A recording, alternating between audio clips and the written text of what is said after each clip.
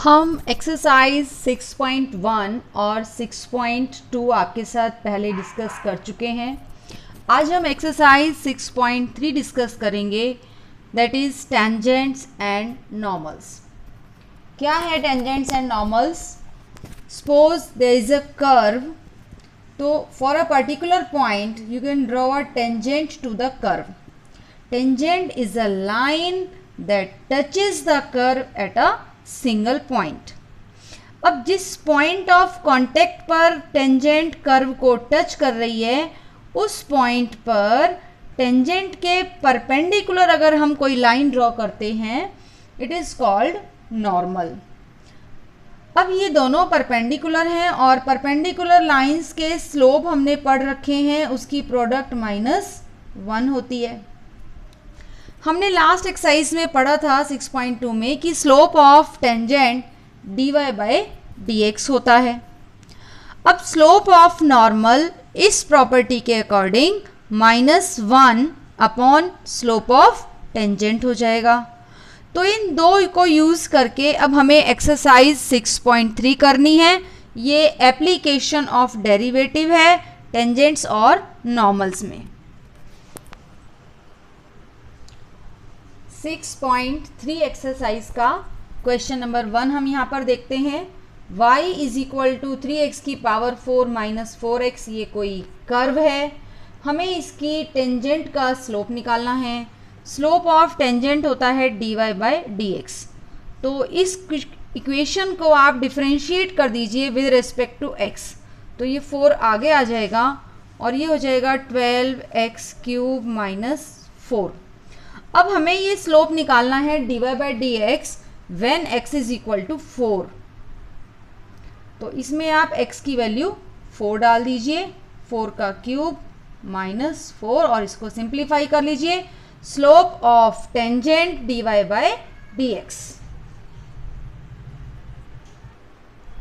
Question number 1, 2, 3, 4 ये सब same है.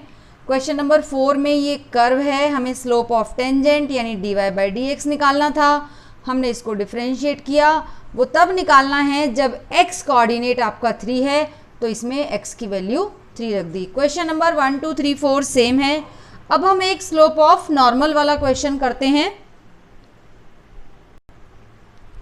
ये हमने एक्सरसाइज का क्वेश्चन नंबर 5 लिया है. इसमें आपको स्लोप ऑफ नॉर्मल निकालनी है.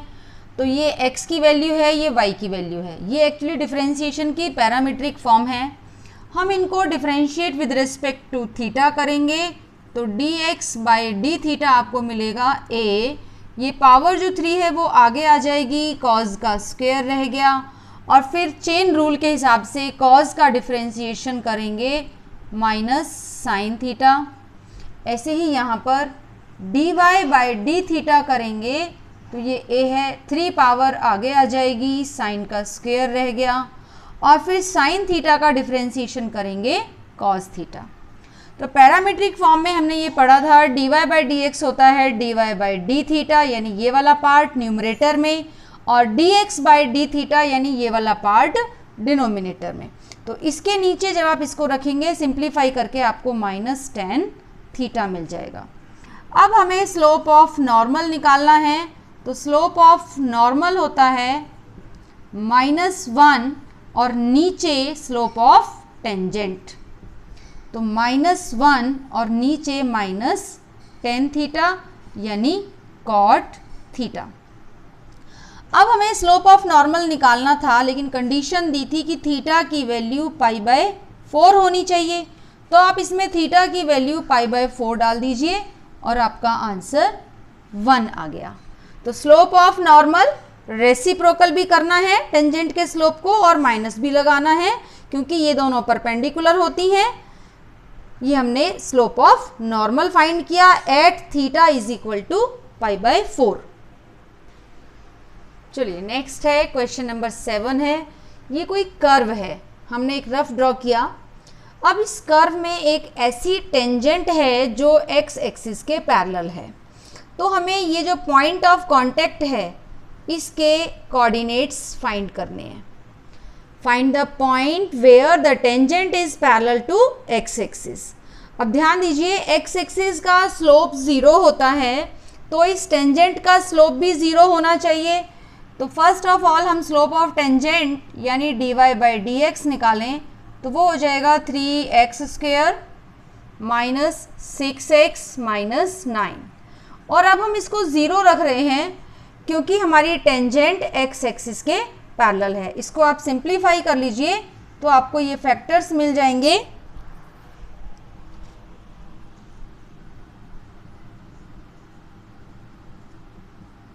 और यहाँ से हमें x की दो वैल्यूज़ मिल गई -1 और 3। तो इस पॉइंट के लिए हमें x की दो वैल्यू मिली हैं, हम इसके कॉरस्पॉन्डिंग y भी निकाल लें। व्हेन x इज़ -1 और व्हेन x इज़ 3। तो x की वैल्यू -1 जो हमारी इक्वेशन थी, क्योंकि ध्यान दीजिए ये पॉइंट टेंजेंट के ऊपर भी है और ये पॉइंट कर्व के ऊपर भी है, तो ये पॉइंट जब आप निकाल रहे हैं तो ये कर्व को भी सेटिस्फाई करेगा। तो x की वैल्यू -1 जब आप फर्स्ट में पुट करेंगे तो आपको कॉरस्पॉन्डिंग y मिल जाएगा और यहाँ भी कॉरस्पॉन्डिंग y मिल जाएगा।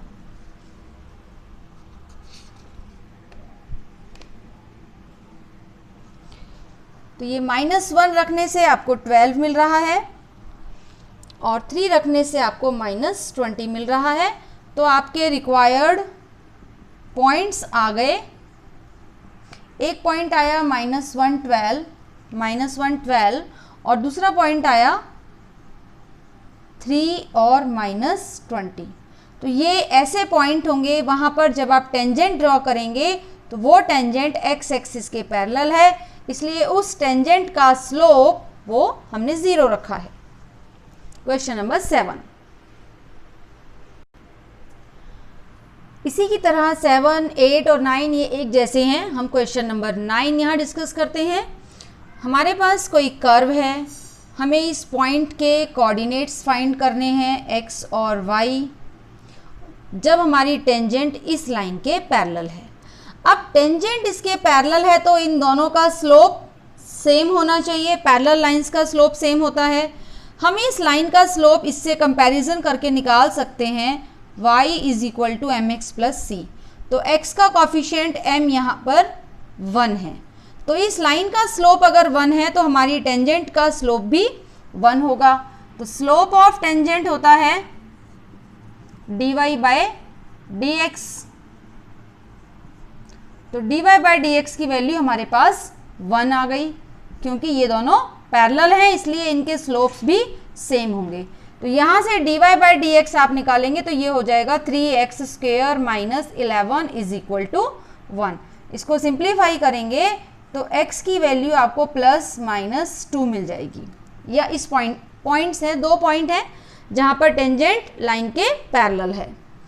अब हमें पूरा पॉइंट निकालने के लिए हम x की ये वैल्यू कर्व में रख देते हैं इक्वेशन नंबर फर्स्ट में। एक तो जब आपका x +2 है और एक जब आपका x -2 है, x इज इक्वल टू -2। तो आप ये वैल्यू फर्स्ट इक्वेशन में रखेंगे। फर्स्ट में क्यों रख रहे हैं? क्योंकि ये पॉइंट कर्व के ऊपर भी लाई कर रहा है, इसलिए ये वाले x कर्व को भी सेटिस्फाई करेंगे।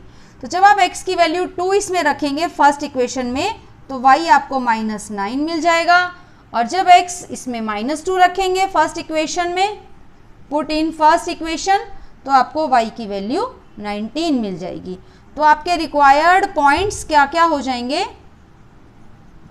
एक हो जाएगा 2 और -9 एंड दूसरा हो जाएगा -2 और 19।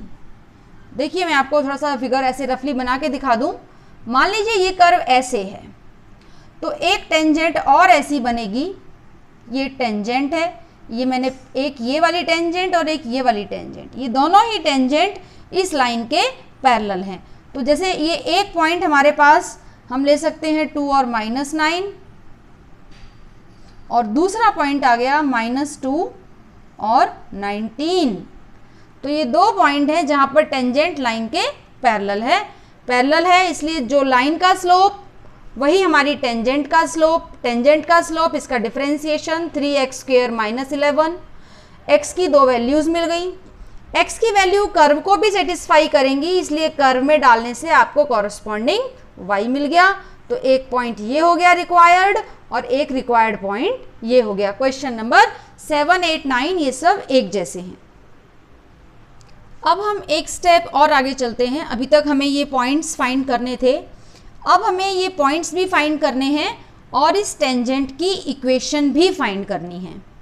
हमें कर्व दिया हुआ है y is equal to 1/x minus 1, x should not be equal to 1, ठीक है। और हमें एक ऐसी लाइन है जिसका स्लोप -1 दिया हुआ है, वो टेंजेंट भी है, तो हमें इस टेंजेंट की इक्वेशन फाइंड करनी है।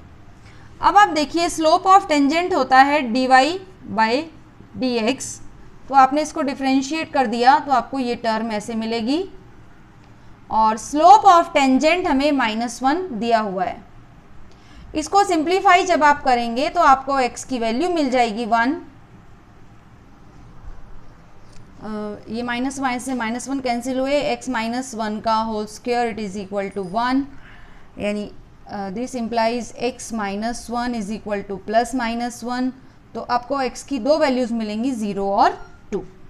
हमें इस पॉइंट के लिए x की वैल्यू मिल गई है, कॉरस्पॉन्डिंग y हम निकालते हैं गिवन इक्वेशन में डालकर।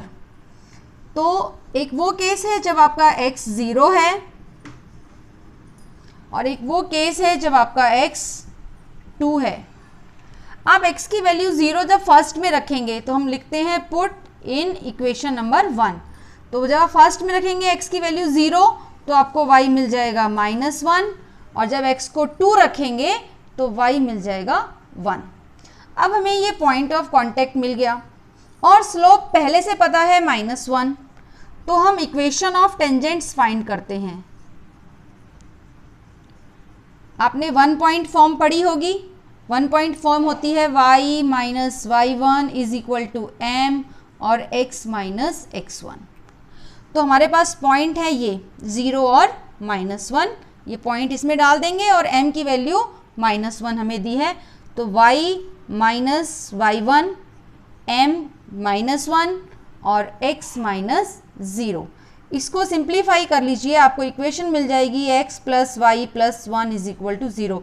This is the required equation of tangent. ऐसे ही आप दूसरी साइड भी कर लीजिए। यहाँ पर आपको इक्वेशन ऑफ टेंजेंट मिलेगी y - y1 is equal to m और x - x1, यानी ये पॉइंट जो है ये पॉइंट आपको रखना है और ये स्लोप है। सिंप्लीफाई करने से इक्वेशन मिल जाएगी x + y - 3 is equal to 0। तो ये दो हमें इक्वेशन ऑफ टेंजेंट्स मिल गई हैं। ये एक स्टेप और आगे है। हमारे पास कर्व था, कर्व में टेंजेंट है, टेंजेंट का स्लोप -1 है। अब हमने टेंजेंट का स्लोप निकाला और इसको -1 के इक्वल रखा। दो कॉरस्पॉन्डिंग वैल्यूज़ मिल गई 0 और 2, वो हमने कर्व में रखी तो कॉरस्पॉन्डिंग y मिल गए। तो ये पॉइंट मिला 0 - 1, ये पॉइंट मिला 2 1। तो 1 1 पॉइंट पता है और हमें स्लोप पता है, तो हम इसके अकॉर्डिंग इसकी इक्वेशन ऑफ टेंजेंट और इस पॉइंट के अकॉर्डिंग इसकी इक्वेशन ऑफ टेंजेंट फाइंड कर सकते हैं। इसी तरह से आपके नेक्स्ट 1-2 क्वेश्चंस और हैं। अब हम थोड़ा सा यहाँ क्वेश्चन नंबर 13 जस्ट उसका आइडिया डिस्कस करते हैं। 13th क्वेश्चन, ये मैंने नोट लिखा है स्पेशली। इसमें आपको ये कर्व दिया है, हमने ये पहचान लिया, ये तो कर्व इलिप्स है। अब इस इलिप्स में हमने स्लोप ऑफ टेंजेंट इस इक्वेशन से फाइंड किया, तो स्लोप ऑफ टेंजेंट आपको -16x/9y मिलेगा। अब इसमें दो केस हैं, पार्ट ए और पार्ट बी। पार्ट ए और पार्ट बी। ए पार्ट में केस दिया कि अगर आपकी टेंजेंट x एक्सिस के पैरेलल है। अब x एक्सिस का स्लोप होता है tan 0 यानी 0, तो टेंजेंट और x एक्सिस अगर पैरेलल हैं तो स्लोप सेम होंगे। हम इसको 0 के बराबर रखेंगे और हमें x की वैल्यू 0 मिल जाएगी। जब आप x की वैल्यू इस इक्वेशन में रखेंगे तो आपको कॉरस्पॉन्डिंग y की वैल्यू +-4 मिलेगी। तो एक बार 0 के साथ +4 और एक बार 0 के साथ -4, ये आपको रिक्वायर्ड पॉइंट्स मिलेंगे। ध्यान देना इस बात पर। स्लोप ऑफ x एक्सिस 0 है तो हमने स्लोप ऑफ टेंजेंट को भी 0 रख दिया। बट जब हम b पार्ट करेंगे तो हमारी टेंजेंट जो है y एक्सिस के पैरेलल है। जब हम y एक्सिस देखते हैं तो y एक्सिस का x के साथ एंगल कितना होता है 90 डिग्री, तो स्लोप ऑफ टेंजेंट हो जाएगा tan 90 यानी 1/0। अब स्लोप ऑफ y एक्सिस वही स्लोप ऑफ टेंजेंट है तो हम इसको 1/0 रखेंगे। अब जब कंपेयर करेंगे तो डिनोमिनेटर वाला पार्ट 0 है तो इसमें पॉइंट मिलेगा y इज इक्वल टू 0। तो आप y इज इक्वल टू 0 यहाँ रखेंगे तो कॉरस्पॉन्डिंग आपको x मिल जाएंगे +-3। तो यहाँ पर जो रिक्वायर्ड पॉइंट्स हैं एक बार 3 और 0 और एक बार -3 और 0। तो ये पार्ट ए में ध्यान देना है, slope of tangent x axis के पैरेलल होने की वजह से 0, और दूसरी बार स्लोप ऑफ टेंजेंट 1/0 है क्योंकि वो y एक्सिस के पैरेलल है। 1/0 जब रखेंगे तो हम डिनोमिनेटर्स को कंपेयर करके y निकालेंगे, y फिर हम इलिप्स की इक्वेशन में रख के कॉरस्पॉन्डिंग x और कॉरस्पॉन्डिंग पॉइंट्स फाइंड कर लेंगे। अब हम क्वेश्चन नंबर 14 डिस्कस कर रहे हैं। इसमें हमें equation of tangent and equation of normal दोनों फाइंड करनी है at t is equal to π/4। तो आप देखिए जब आपका t π/4 है तो x की वैल्यू जो पॉइंट आपका एक्चुअली बनेगा x की वैल्यू भी 1/√2 आ जाएगी, और जब t π/4 होगा तो y की वैल्यू भी sin π/4 यानी 1/√2 आ जाएगी। तो ये आपका पॉइंट आ गया जिस पॉइंट पर आपको स्लोप ऑफ टेंजेंट फाइंड करनी है। तो इसको आप अब यहाँ से ये हमारी पैरामीट्रिक फॉर्म है तो हम dx/dt फाइंड कर सकते हैं। ये हो जाएगा -sin t, और यहाँ से dy/dt फाइंड करेंगे तो ये हो जाएगा cos t। ठीक है, अब आपको dy/dx निकालना है slope of tangent.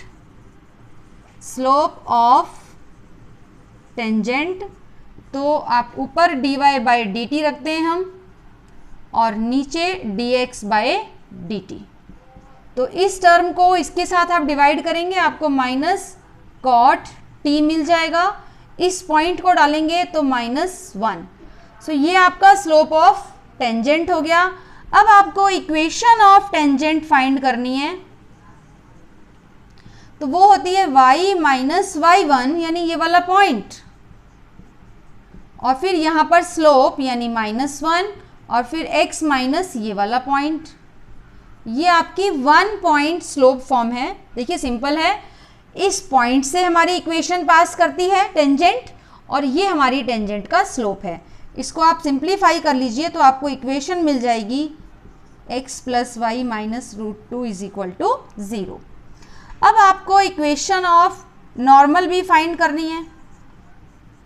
Equation of normal तो पॉइंट तो यही रहेगा y - 1/√2 और x - 1/√2, बट आप नोट कीजिए ये स्लोप ऑफ टेंजेंट है तो स्लोप ऑफ नॉर्मल +1 हो जाएगा, because slope of normal is equal to +1, क्योंकि इन दोनों की प्रोडक्ट -1 होनी चाहिए।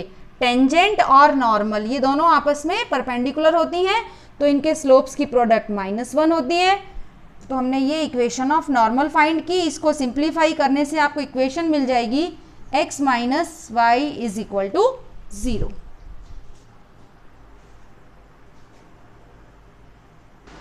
एक्सरसाइज